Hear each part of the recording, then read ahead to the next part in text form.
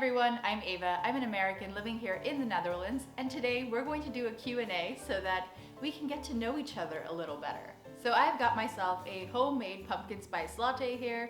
I suggest that you get a drink and join me while we answer some of your questions. Before I start, I wanted to say one thing, and that is that I received 2 questions that I think I can make a video out of, so I'm not going to address them today. And the first question, the question that was overwhelmingly popular was, what is it like to be gay here in the Netherlands versus being gay in the US? And I think this question is a little more complex, it involves more detail, so I will be making a video out of it in the near future. Similarly, I'm going to look through my questions list here. Yes, someone else asked me, what is it that I don't like in the Netherlands, or what is it that I think the US does better than the Netherlands? And I think that question is also better answered in a video. So now that that's out of the way, let us get into the questions that I actually will be answering. So let us start with the basic question so that you can have the basic facts about me correct. So the question that I've seen overwhelmingly in the comments is your name spelled Ava with the American A, or is it spelled Ava with the American E? And I've hinted this, or I've mentioned this in a couple of more recent videos because I've seen this question so often, but I'm going to tell you that it is Ava with an American A, so not the way you would spell it if you were Dutch. The next question that I've seen a lot of comments about is my ethnicity. When I first started making videos, I saw a lot of comments about how people were like, you are not American, or you don't look American. Well, I'm here to tell you that Americans look all kinds of ways, including me. But another question that I did get from people in the comments was, what is your ethnicity? And I think this is a great question because although I've mentioned that I lived in India, I am not Indian ethnically speaking. My family is actually Persian. Another question that I got asked was about my zodiac sign. I am on a cusp between a Libra and a Virgo, which means that I was born on a day where you could consider me either a Libra or a Virgo. The next and final basic question on this list is, are my eyebrows real? I've actually seen this multiple times in the comments, and this is where I can say I really get to know the viewers through the questions or through the comments. And yes, I actually read the comments, and that's how I've seen this question. And I guess I'll answer it by saying, yes, my eyebrows are real. And I'm also surprised by the number of comments I get about my eyebrows. What can I say? I'm Middle Eastern, I have prominent eyebrows.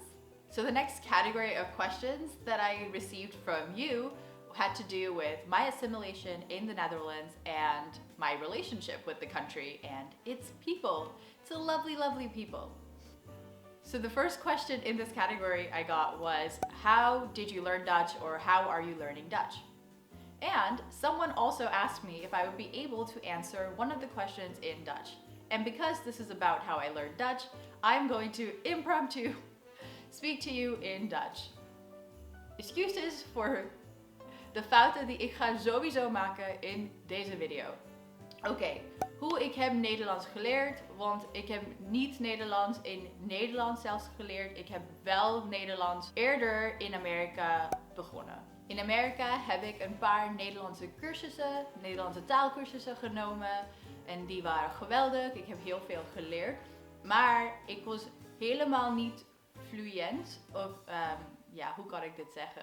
Ik kon niet een gesprek volgen in het Nederlands. En ik denk dat het reden was dat, ik denk dat het reden was dat ik heb nooit met iemand anders mijn Nederlands geoefend. En dat is natuurlijk heel belangrijk als je een nieuwe taal leert. En nu in Nederland, ik probeer heel veel Nederlands te praten, maar dat lukt vaak niet, want Nederlanders willen altijd met me in het Nederlands praten. En ik wil zeggen dat op YouTube zijn jullie de enigen die willen dat ik in het Nederlands praat. Ja, ik hoop dat dit was niet te slecht voor jullie om te volgen. Maar ja, dat is mijn geschiedenis met de Nederlandse taal. En ik moet zeggen dat ik probeer ook heel vaak Nederlandse tv te kijken. Ik heb ook video's erover gemaakt. Ik probeer ook Nederlandse boeken te lezen. En elke dag probeer ik 1 of 2 nieuwe woorden in het Nederlands te leren. Oké, volgende vraag. Next question. Switching back to English. So I stop making a fool of myself, or lesser fool of myself. The next question is, did you vote for the top 2000s yet, and what did you vote for?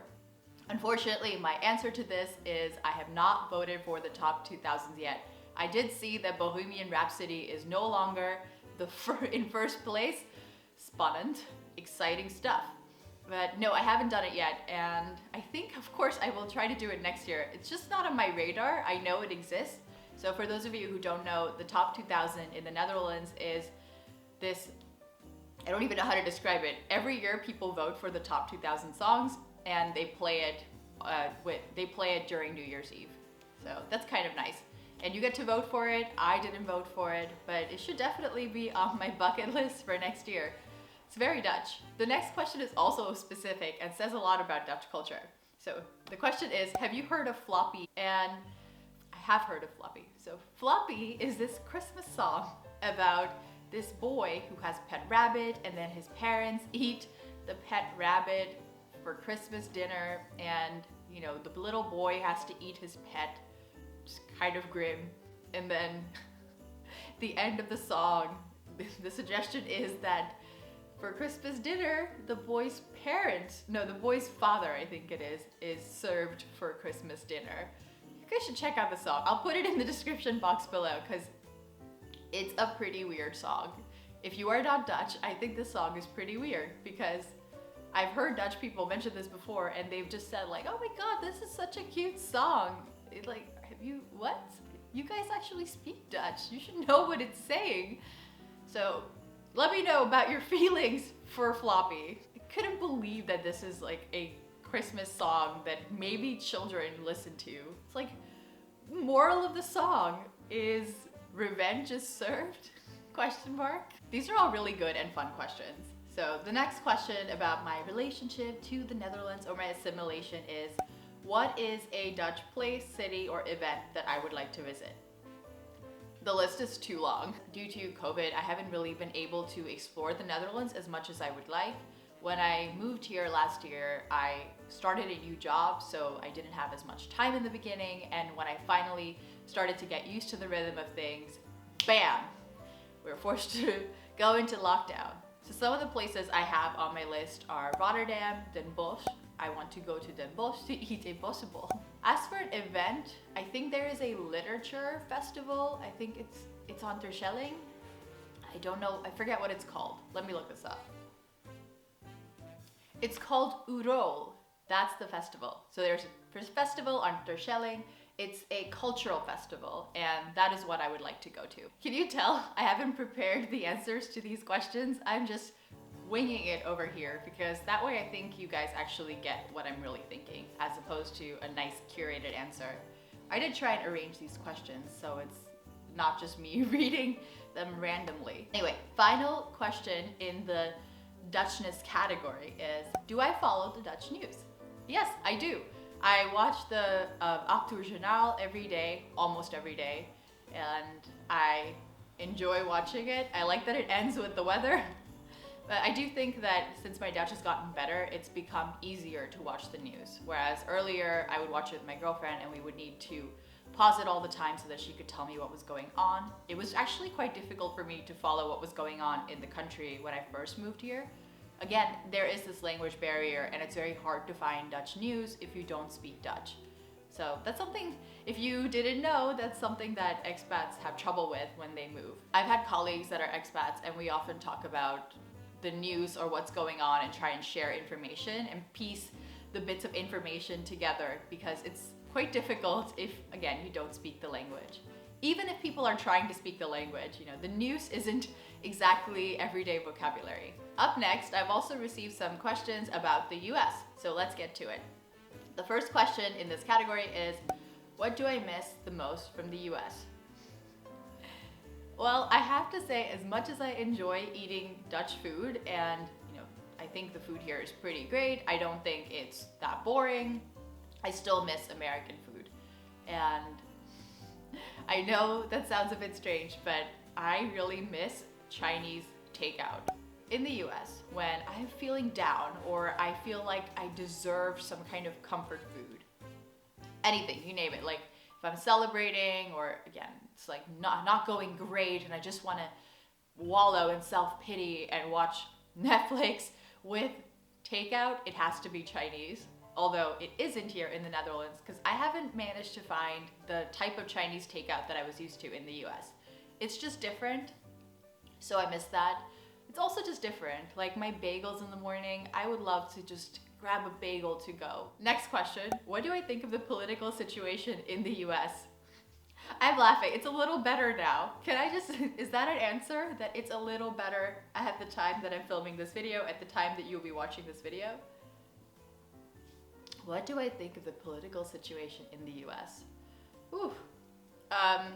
It sucked for the last 4 years. Related to the political situation, I also think that there are other things in the US that could benefit from change. For instance, the minimum wage in the US is really low. That's just one example of similar types of things that I think could be different in the US and benefit its people more. The next question is, what are some misconceptions about the US that gets under my skin? Ooh, this is an interesting question. And my response to this first is, yes, there are some misconceptions about the US that do bother me. I think I can illustrate this point with a short anecdote. So when I visited Germany when I was 18, I did a short study abroad in the summer, and I met many Germans who looked at me and said, "You're American, that's so interesting. You don't seem stupid and you're not fat." Did not know how to react to that. I could not tell you how much that got under my skin. I really like the phrasing of this question. What gets under your skin? So yeah, and I got asked that question more than once. So it wasn't just, I say an anecdote, but an anecdote that happened a couple of times. So this was 10 years ago in Germany. I haven't had so much of that in the Netherlands. However, I've had something similar where people kind of assume that the food in the US is bad.